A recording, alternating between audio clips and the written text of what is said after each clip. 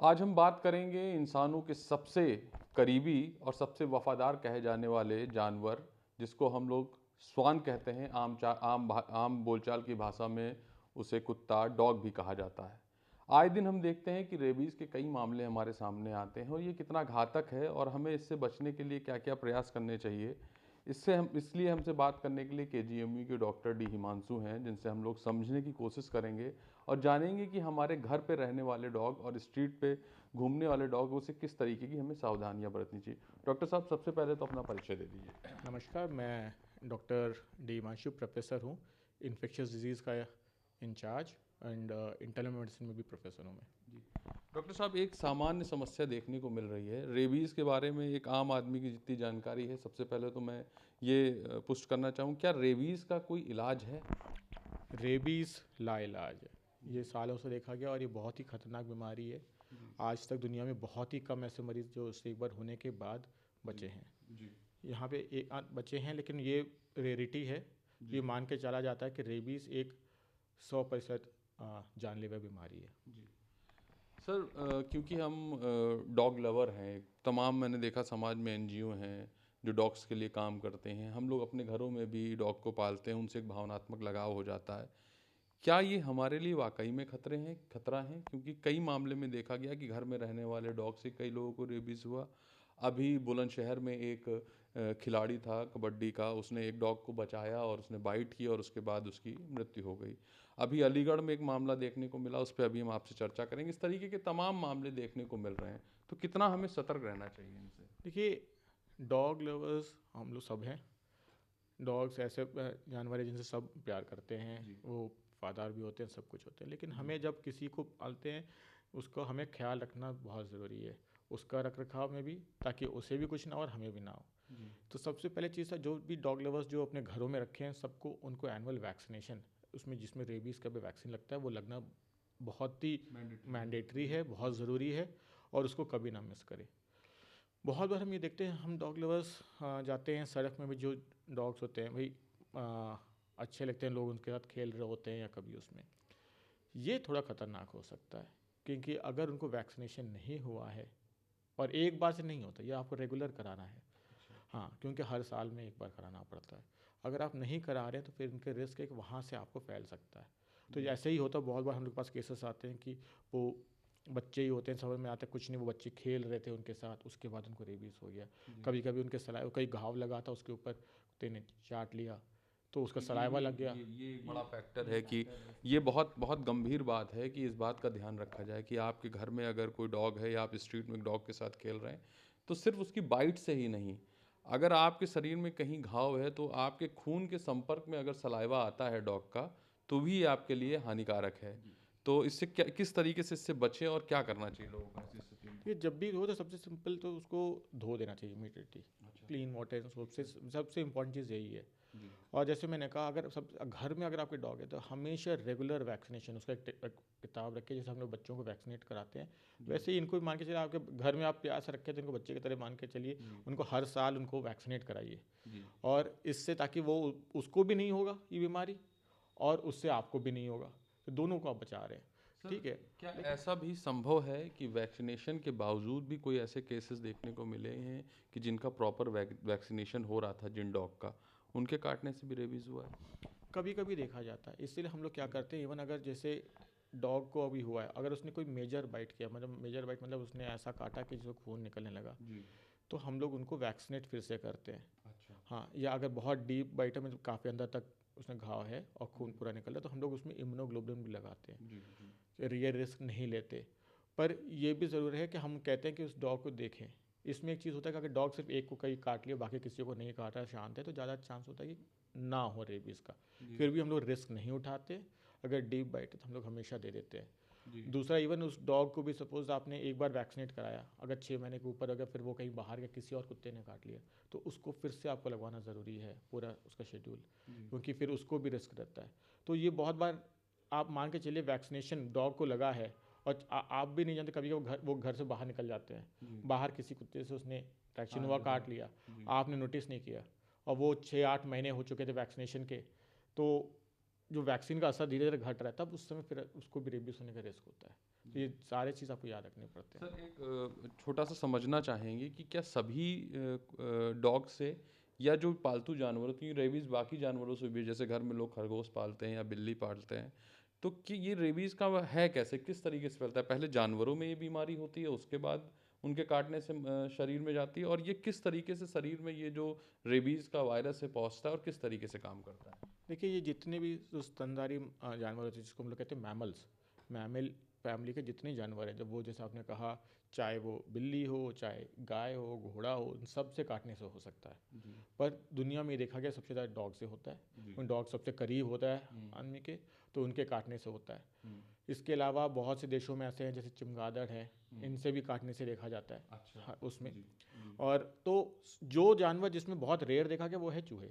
अच्छा। चूहे जो हैं तो ये भी मैमल्स, लेकिन जी इनमें नहीं देखा जाता है।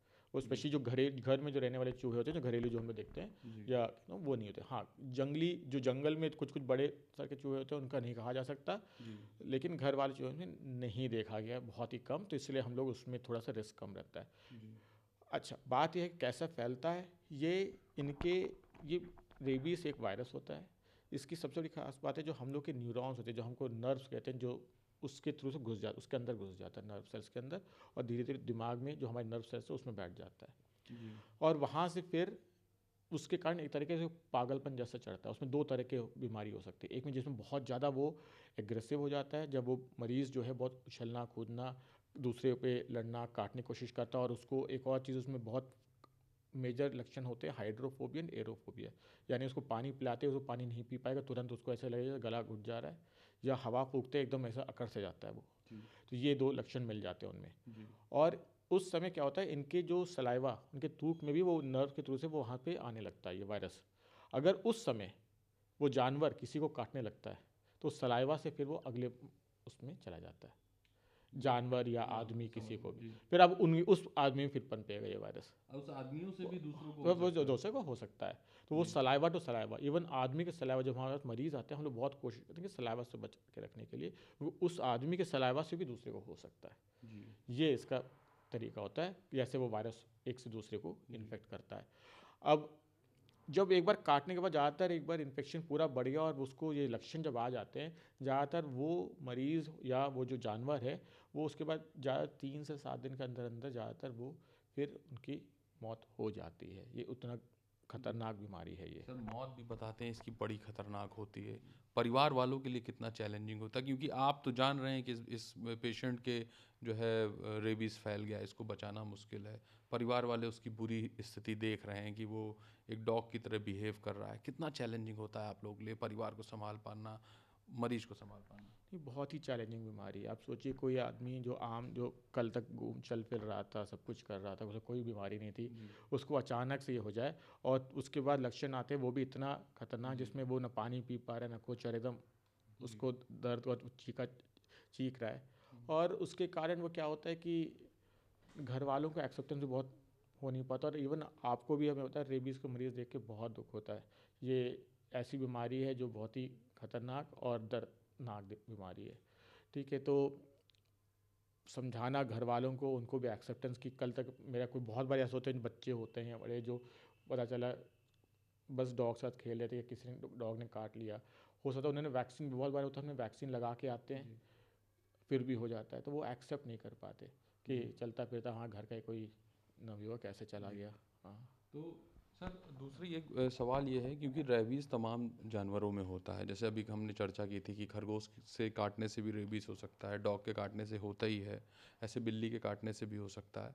क्या सबका जो सिम्टम्स होते हैं एक ही जैसे होते हैं? सबसे होने वाली मौत की जो तरीका है वो भी एक जैसा होता है? चैलेंजिंग सारे रेबीज़ एक ही जैसे होते हैं? देखिए, रेबीज सारे चैलेंजिंग होते हैं। जी थोड़ा सा ये कहा जाता है कि जो बैट्स, जो चमगादड़ हैं, उनके काटने के कुछ कुछ देखा गया, उसमें थोड़ा हल्के लक्षण होते हैं, लेकिन उसमें भी अब मान के चलिए चैलेंजिंग ही होता है वो। जी ठीक है, तो इसका कोई वो नहीं है। हमें जब भी किसी भी इन जानवरों से हो, तुरंत वैक्सीन, और एक आता है इम्यूनोग्लोबुलिन, वो बहुत ज़रूरी है। बहुत बार देखा जाता है कि जैसे पेरिफ्रीज में क्या करते हैं, वो रेबीज़ का वैक्सीन ज़रूर लगा देते हैं, लेकिन अगर कुत्ते ने ऐसे या किसी भी जानवर ने ऐसे काटा कि वो खून निकल आया है, तुरंत आपको इम्यूनोग्लोबुलिन भी लगाना होता है, ये मिस अच्छा कर जाते हैं। अच्छा। और होता क्या, जो वैक्सीन का असर आता है 2 से 3 हफ्ते में। जी अगर वो बहुत ज़्यादा गहरा था और बहुत ज़्यादा उसका थूक या उसका वायरस बहुत अंदर गया है, तो होता क्या है, उस 2-3 हफ्ते के अंदर ही फिर वो पनप जाता है और उसके बाद उस मरीज़ की मौत हो जाती है। इम्यूनोग्लोबुलिन तुरंत मारता है उस वायरस को, तो उस अच्छा इम्यूनोग्लोबुलिन को हम लोग उस घाव के इर्द गिर्द लगाते हैं, ताकि अच्छा जितना वायरस और जो वहाँ पे है वो तुरंत मर जाए। तो जी सबसे ज़रूरी चीज़ है, जब भी किसी जानवर से अगर होता है, जी ये इम्यूनोग्लोबुलिन लगना बहुत ही ज़रूरी है। अभी सर चलन में है क्या इम्यूनोग्लोबिन हम लगा रहे हैं रेगुलर? जी नहीं, जी सिर्फ अपने यहाँ, बाकी नहीं, मैं बाकी जगह ग्रामीण लगा रहे हैं। क्षेत्रों की अगर मैं बात करूँ, या अगर हम लखनऊ के बलरामपुर की बात करें तो वहाँ वैक्सीन लगाई जाती है बड़े पैमाने पे। शहर में किसी भी कोने में अगर किसी को डॉग ने काटा तो एक एक उदाहरण, एक मतलब एक ठिया है हमारे पास कि हम बलरामपुर पहुँचेंगे, वहाँ हमको इंजेक्शन मिल जाए।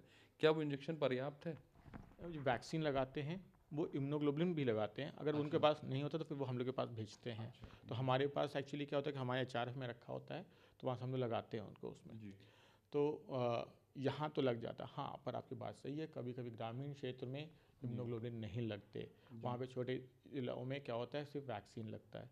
तो ये सबसे इम्पोर्टेंट चीज़ जो जाना है, अगर इम्यूनोग्लोबुलिन लगना है, अगर घाव थोड़ा सा भी खून निकला, जी खून निकलना का मतलब है इम्यूनोग्लोबुलिन लगना है। जी सर, अभी जैसे समय को लेके आपने बताया है कि 2 से 3 सप्ताह के अंदर इसका असर देखने को मिलता है।